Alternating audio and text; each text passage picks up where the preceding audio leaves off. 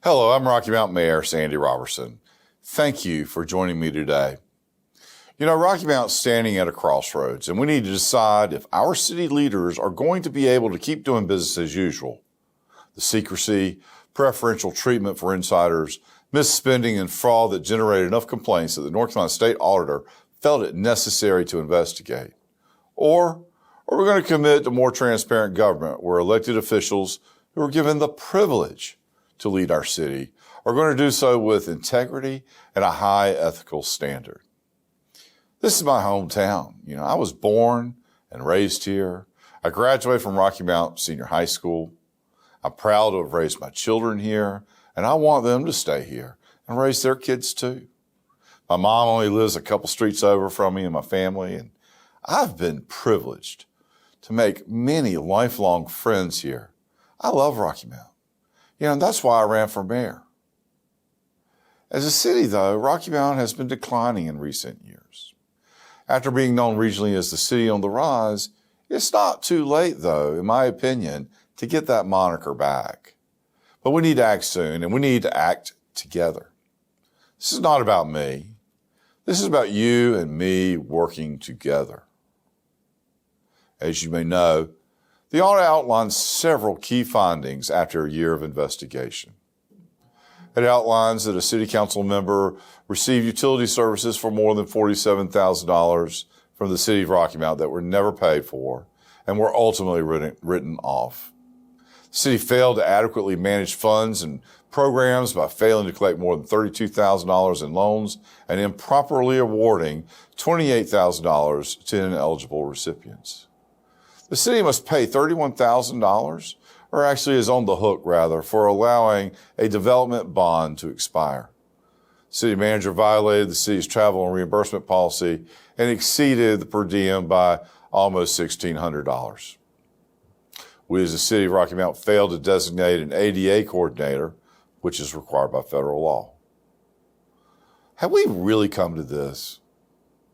What a waste of money in a poor city where the median household income is only $37,400 and a third of our citizens are living in poverty. We could have used that money to help our neighbors.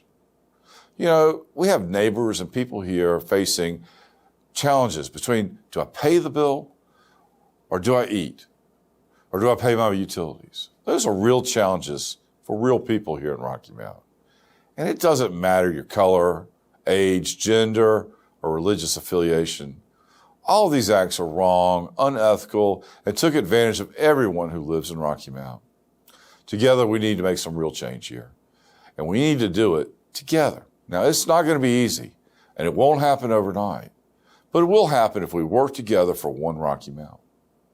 How inappropriate it is that we sent out a press release to the North Carolina Auditor, who made several attempts to obscure issues, mislead the reader, minimize the importance of OSA's findings and recommendations.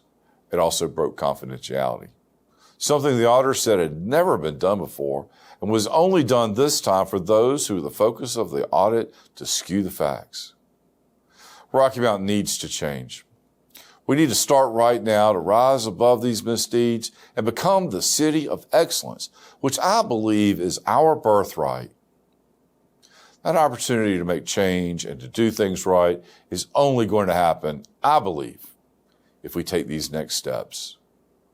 The first step is for the councilperson in the report to admit to receiving favorable treatment, allowing them not to pay their utilities for the years and the commitment to paying the city back all that they have taken. If they do not step up and identify themselves, I believe the auditor is prepared to do so.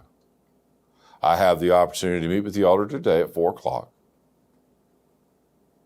Now, in the meantime, since the report's been issued, I have spoken with the Attorney General, the District Attorney, and others in state and federal leadership to determine if there is any recourse and to determine how we may stop these things from happening again.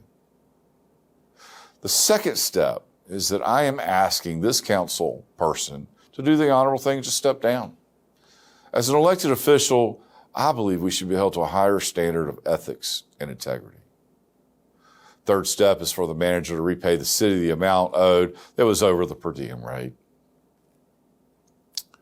And I believe that it is time for every member of the City Council to read and sign what I'm calling a contract with Rocky Mount.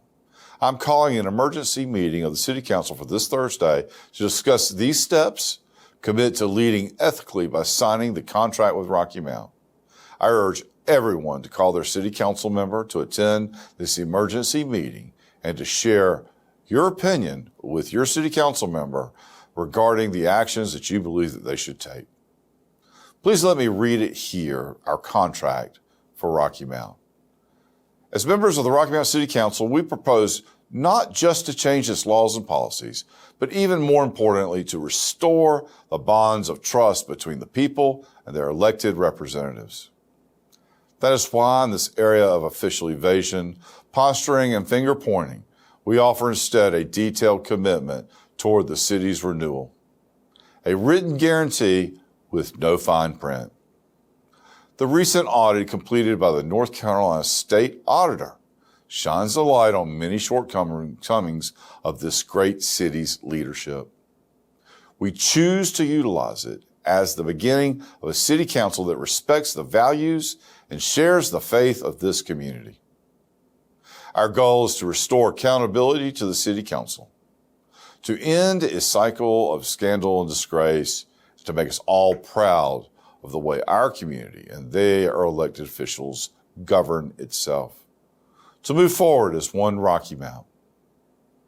From this day forth, I'm asking the City of Rocky Mount's Council to immediately pass the following major reforms aimed at restoring faith and trust of our citizenry in their government by operating in an open and transparent way.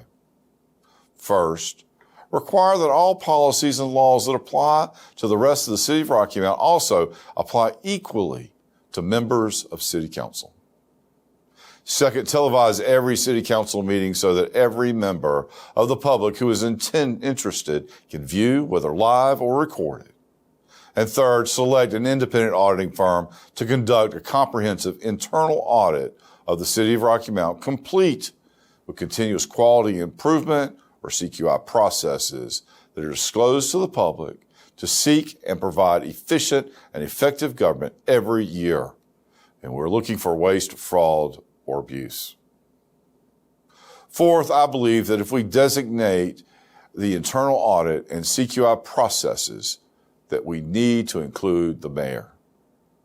Fifth, let's require every member of City Council, the mayor, city manager, and the city assistant managers to sign the state's ethics contract with the city and to provide a statement of economic interest.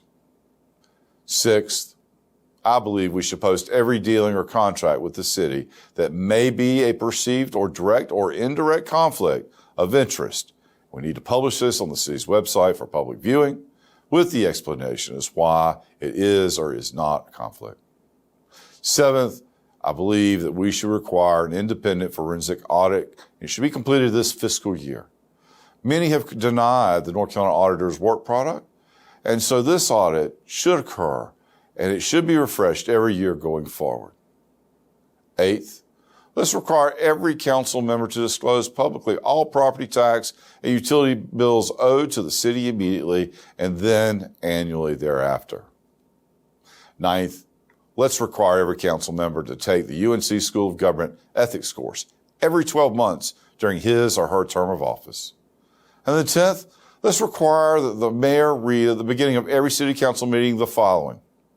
It is the duty of every member of city council to avoid both conflicts of interest and the appearance of conflicts of interest. Does any member of the city council have any known conflict of interest or appearance of conflict with respect to any matters coming before the city council and this city council meeting? If so, please identify the conflict or appearance of conflict and refrain from any participation in the matter involved and only vote if required by law. This is only the beginning, but we need to start somewhere. I pledge to work with everyone in Rocky Mount, to champion them, to listen and be a team member. Everyone has a voice here in Rocky Mount, and we can again become the city on the rise. And as we rise out of this low point we find ourselves in today, please know that it is only a stopping point on the way back up. Let us get through this tough time together, stronger as a community, as one Rocky Mount. I want to thank you for your listening today.